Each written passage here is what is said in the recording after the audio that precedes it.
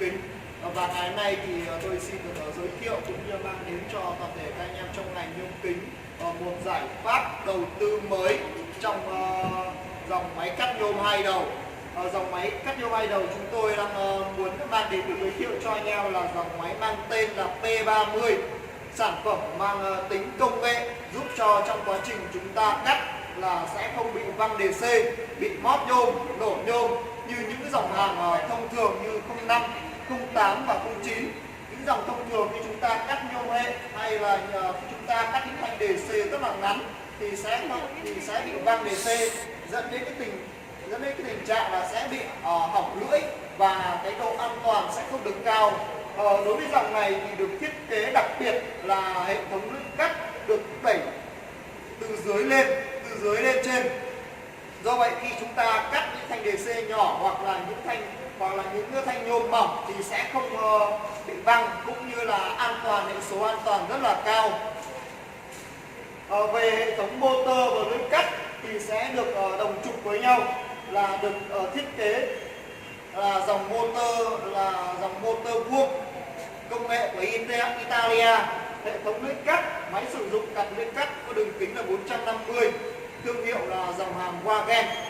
Đây là dòng lưỡi cắt rất là cao cấp, giúp cho anh em sử dụng cũng như cắt thì sẽ được ổn định và cũng như được lâu dài, giúp vết cắt sẽ được mịn và đảm bảo. Ngoài ra như anh em có thể là chúng ta được nhìn cái kết cấu phía bên trong, ở phía trong của máy nhá.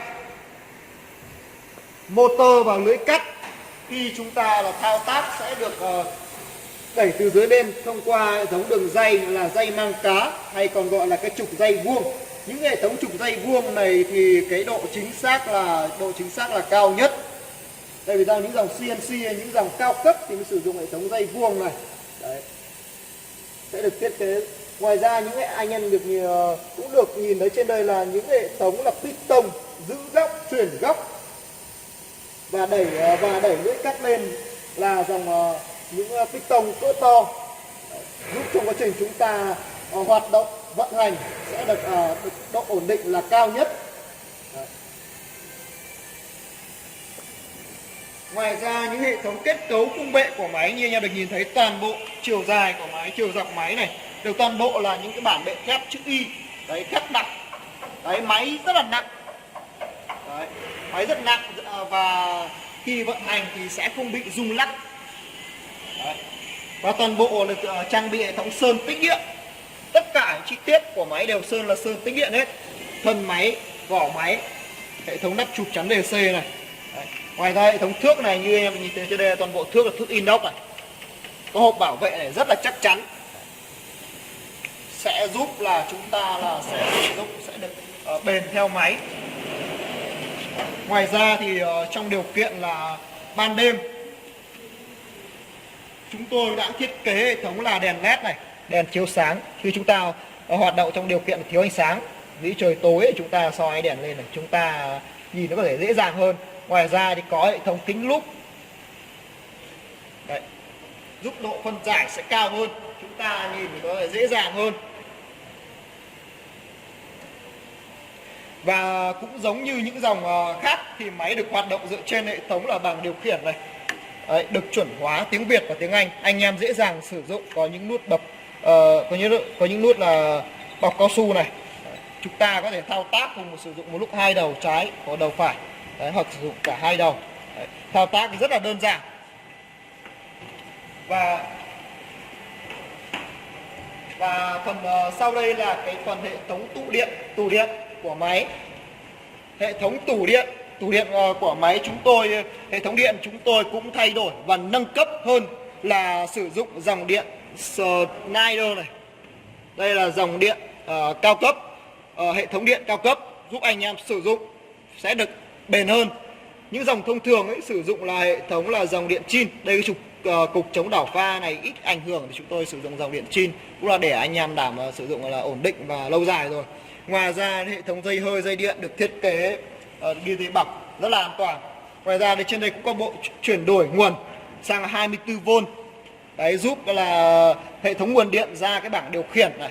thì là 24V thì nếu như mà có chẳng may có rò điện thì sẽ không ảnh hưởng đến nên an toàn, hệ số an toàn rất là cao. Về đây là tổng quan phía sau của máy. Đây là cái cốc lọc dầu, hai bên đều có cái cốc lọc dầu. Cốc lọc dầu được thiết kế trong suốt.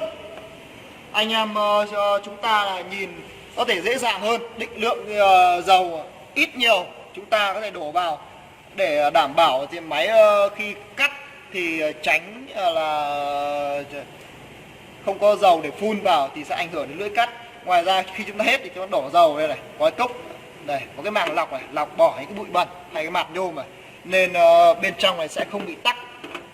Những dầu thông thường sử dụng một thời gian có thể rất dễ là bị tắc. Ngoài ra dây xích sắt này được gắn vào cái đường đưa dây hơi, dây điện đi này bằng sử dụng dây xích sắt này, rất là chắc chắn, anh em sử dụng lâu dài. Và những cái kệ.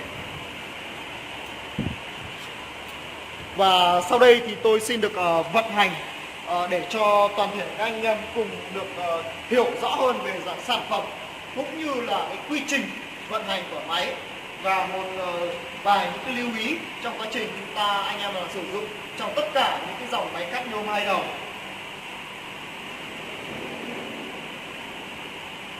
Khi chúng ta di chuyển đến kích thước cắt này, đấy là kích thước cắt cần thiết, chúng ta lưu ý là ám hơi lại để cố định cái đầu máy lại. Nhiều khi chúng ta quên không để ý là khi chúng ta cắt thì nó bị xê dịch ra, làm ảnh hưởng đến góc cắt cũng như là cái ảnh hưởng đến hệ thống lưỡi cắt của chúng ta.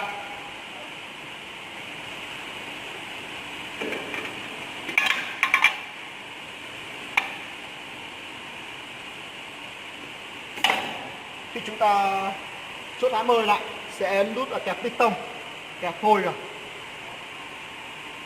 Và một điều đặc biệt lưu ý là khi chúng ta là cắt thì chúng ta sẽ phải khóa góc lại. Đấy, có chốt khóa góc lại thì sẽ để đảm bảo an toàn. Motor.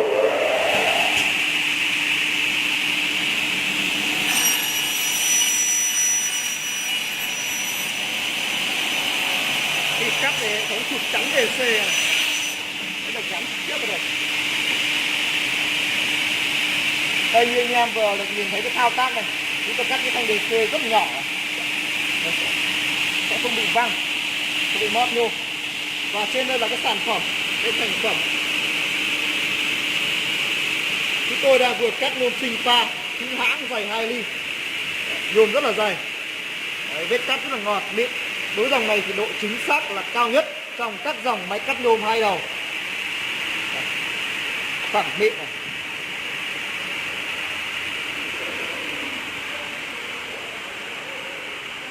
Khi anh em lựa chọn và sử dụng đầu tư dòng máy cắt hai đầu này thì sẽ giúp cho chúng ta là sẽ sử dụng cắt để sẽ được đảm bảo yếu tố là lâu dài.